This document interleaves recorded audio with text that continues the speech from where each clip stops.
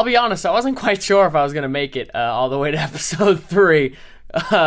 Not really a big milestone, but I guess we made it nonetheless. Wanted to start it off with the Green New Deal. And listen, I know I'm extremely late to the party. Shut up, I get it. But I didn't have a podcast months ago when this thing came out, so shut up. And I'm actually going to give an interesting take on it. Hallelujah, right? Interesting take. I know, it's almost like I have a show or something. But I would say it's a take that not a lot of people focus on with the Green New Deal. I'm going to be honest with you. I'm going to neglect like 90% of it. I don't care about the cow stuff. I don't care about the majority of it. Do I think there's a ton of issues with our environment? Yes. Do I lean right? Yes. Like, I think that's like a lot of people like... I'll start off with this before I get into the Green New Deal.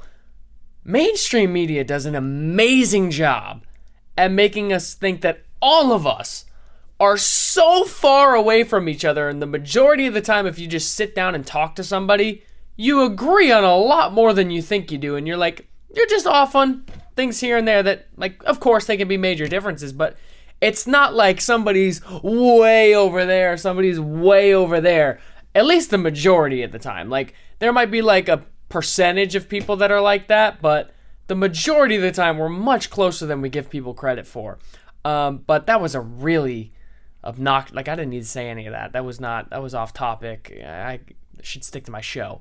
But the Green New Deal, the electric car thing is what I want to get to, because I fucking own an electric car. I drive a 2011 Chevy Volt. It's one of those that you can plug in for like 35 miles, and then it switches to gas afterwards. You can use both. If I wanted to, I could just, which is what I'm doing right now, I can just drive it straight gas and get about like 32 mpgs out of it. Now, what a lot of people, like, the reason I got one, I had a Ford Mustang, okay? Like, it's quite the transition to go from muscle car, sports car, to hybrid electric car. The reason I did it is because I was paying like $200 a month in gas, and I was like, if I can get away with like cutting that in half, it's almost like a car payment. Like, I was paying $200 a month in gas. Like, that's a damn car payment. So I was like, I might as well just see if I can get a new car and, you know, go the electric route, save some money that way. Now, what I didn't realize, and what a lot of people don't realize until you actually own an electric car, because I certainly had no friggin' clue. If I knew this, I would have never bought one.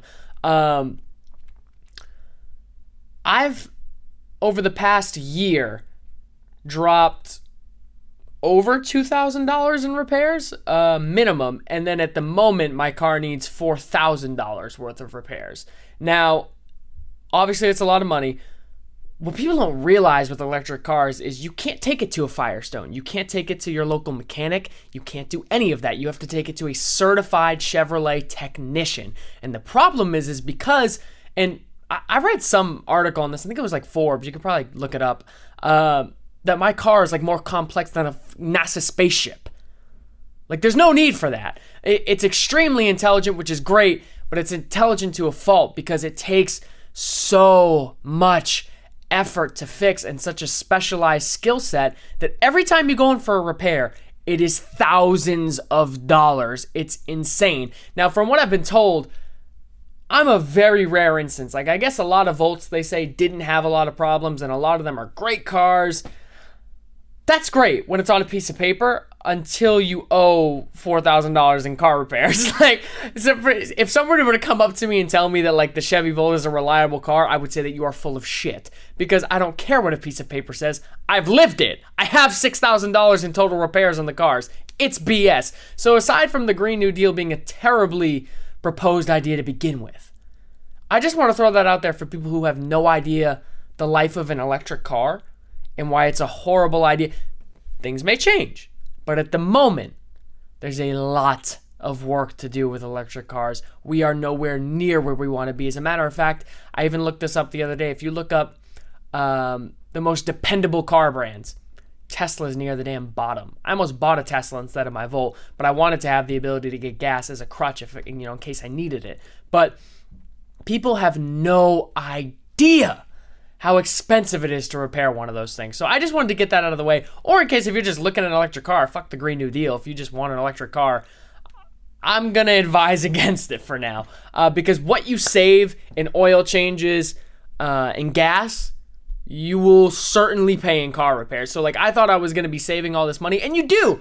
For long periods of time, I never went to a gas station, but you pay for it in the repairs. So it's basically the same thing. If you'd rather a huge bill, that's fine. But I mean, I personally would just rather space it out and just start to, if I had the opportunity, and if I could go back and do it all over again, I would have definitely just gotten like a regular car. I would have never went the electric route. But I guess the good thing is now I know better. And hopefully, if you're somebody interested in an electric car, the Green New Deal, whatever, don't make the same mistake I did. It's not worth it to me. Second subject I want to get into, and I have to look at my laptop for this because this is absolutely fucking bonkers, is Mario Lopez comments about transgender kids. Now, this isn't, I actually didn't even know what he said. I just saw like all the ranting on Facebook. You can't scroll 5 minutes on Facebook without finding something extremely stupid that makes you want to punch a wall. But Mario Lopez's comments apparently about transgender kids. I have the exact quote because I didn't know what the hell it was. Okay, so what he said, I guess this is, I believe, on Candace Owens' podcast. I'm kind of blown away too.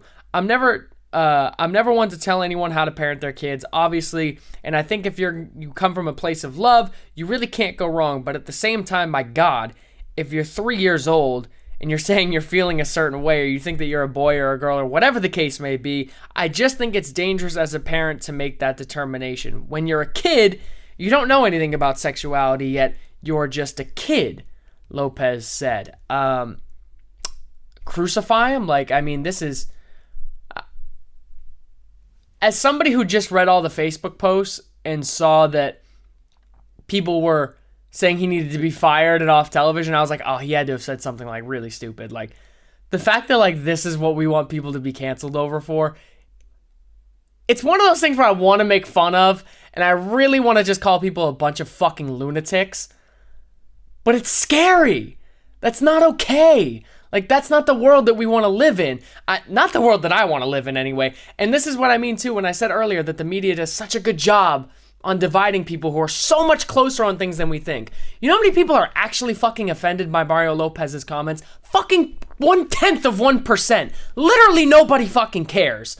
But somehow, I pulled this article up. NBCnews.com. Mario Lopez's comments about transgender kids aren't just dumb, they're dangerous. Really? They're dangerous? And I only read about like the first 3 sentences of this article because I knew it was going to be gold for me to read like live right now. Just because of the fact that it was so stupid. But okay, so it says, in a time in which young trans people are under attack from the Trump administration, state legislators. Yeah, actually, if you didn't know, the Trump administration actually held a press conference yesterday saying they want to slaughter transgender children. Like, come the fuck on. Jesus Christ. Unsupportive school districts and a cruel and unkind world. The last thing we need is an ill-informed discussion on the non-existent dangers of simply supporting kids who are trans. Listen, I'm going to be honest with you. If like you're trans, I don't care. I'm a libertarian. Like, I'm all for you being whatever the hell you want to be. As long as it doesn't affect me, I don't care. Like, if you want to identify as a fucking dinosaur, go for it. I really don't care. But the fact that, like, now, because I feel that way, right? Because I say you can be whatever you want to be, but somehow I agree with Mario Lopez's comments, makes me a danger to supporting kids who are trans. I genuinely don't fucking understand this. Like, I really need help in terms of, like, trying to figure out this crap. But let's keep going. A conservative internet... okay, it's just saying that he was on Candace Owens' podcast. He suggested that parental support could lead to harmful repercussions later in life. When you're a kid, you don't know anything about sexuality, right? Is that so fucking wrong? Like, when I was 3 years old, I don't even know what I was doing at 3 years old. Never mind, like, people are, like, debating whether these kids should have these conversations at, like, 12. Dude, when I was 12, I ate a fat bag of Lay's potato chips, and literally played Xbox for 8 hours a day. I had given 0 fucks about my gender, 0 fucks about my sexuality. Like, and you see all those memes on Facebook of people saying, like, man, these, like, 12-year-olds nowadays are, you know, what they do now versus what we did when we were kids. Like, I guess crucify me. I should be persecuted for saying this. Like, they shouldn't think about it. If you do, I guess again, shoot me, hang me, whatever. Like, I think that like one day, because I've learned so much just between the ages of like 18 to 21.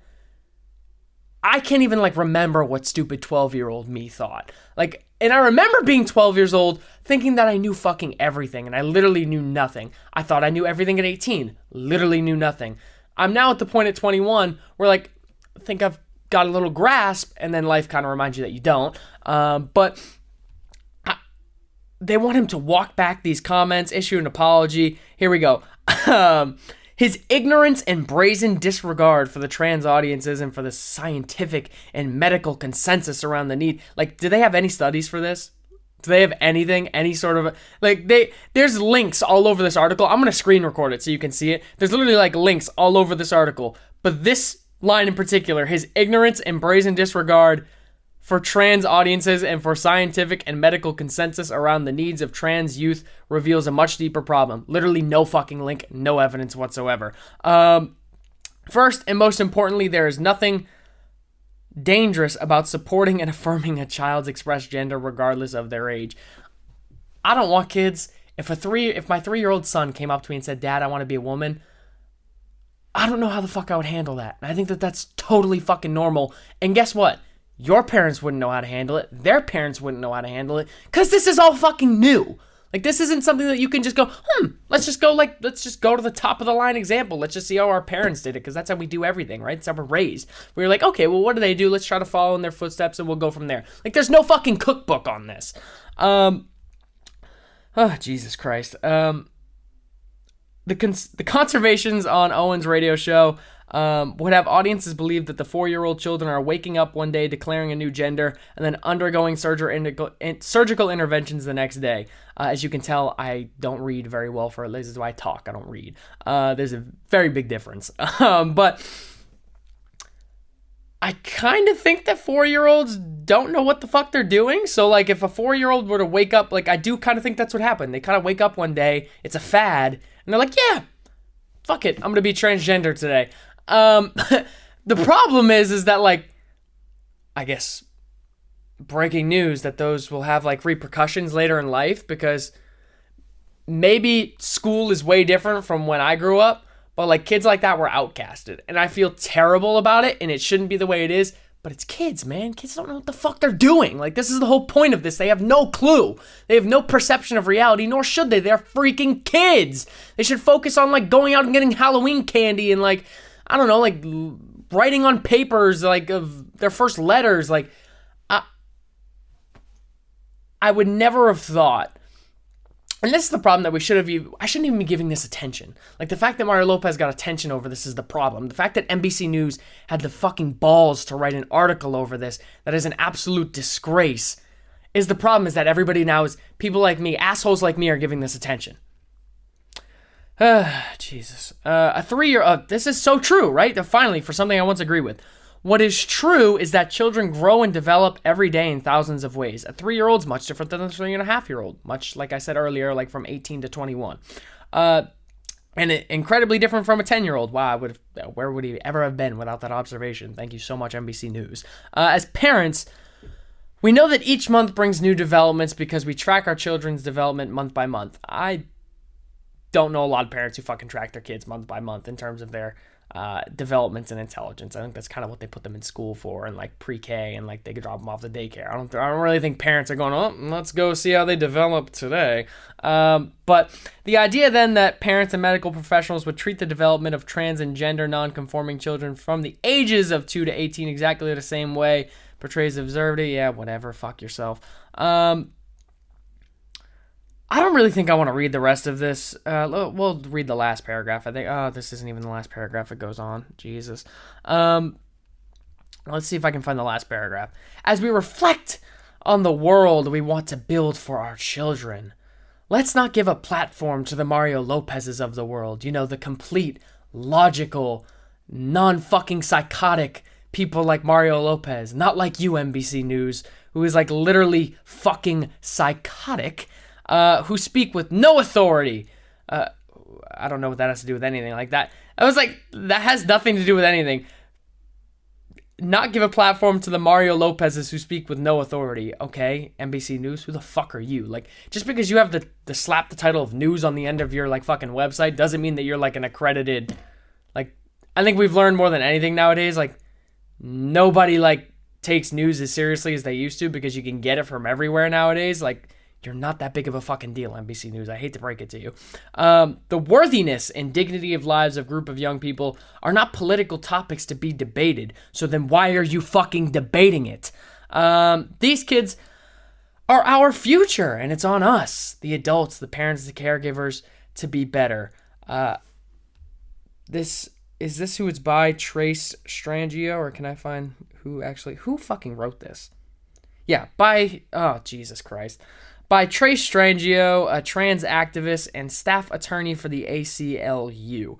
For those of you who don't know, the ACLU is the giant fucking joke. Anybody who takes their stuff seriously is being misguided. But this is what I mean when I say that, like, shit like this shouldn't even get attention, and I'm fucking up by saying that, like, you know, I'm even talking about it. But at the same time, some people take this shit seriously, so you kind of have to, even though it's not worth giving it attention, you have to give it attention because there are some people out there who are fucking delusional enough that are going to give this the attention that it doesn't deserve and the respect that it doesn't deserve. I think that I want to hit on that too. Oh, I pulled that up. You know what? We're going to cut that one short. I really want to talk about this because I don't want to get into the whole mass shooting thing right now, but I do, and I'll probably bring this up again tomorrow or whenever the fuck I decide to record next. Anderson Cooper, I think it was on 60 Minutes. I can't find the clip because they probably don't have the balls to post it. I was watching 60 Minutes yesterday, and Anderson Cooper was sitting down with, of course, what happened, I believe it's 2 mass shootings within 24 hours, yeah. And he sits down with these, a father and a mother of, they were parents to somebody who had died, I believe, either at the Parkland school shooting or somebody that had died in, a school shooting. And he asked them, he goes, yeah, why don't you guys, take me through that day? Okay, Anderson, that's really what they want to fucking do is pander to your audience by going through the worst fucking thing that could possibly happen to a human being. And not only do you not give a fuck what they felt, that's the worst part, is that you don't give a fuck what they even, you don't care what they feel like. You don't care what they go through on a day-to-day basis. All he's literally doing is using them for views, using them for clicks, and then to make it look like he cares. When I think anybody with half a decent-sized brain know that he could give a flying shit whether or not those parents go home and they become activists for the rest of their life. He doesn't care. He just wants to use them for views, and if they can help him push an agenda, he's cool with it. He doesn't give a flying shit about those two people.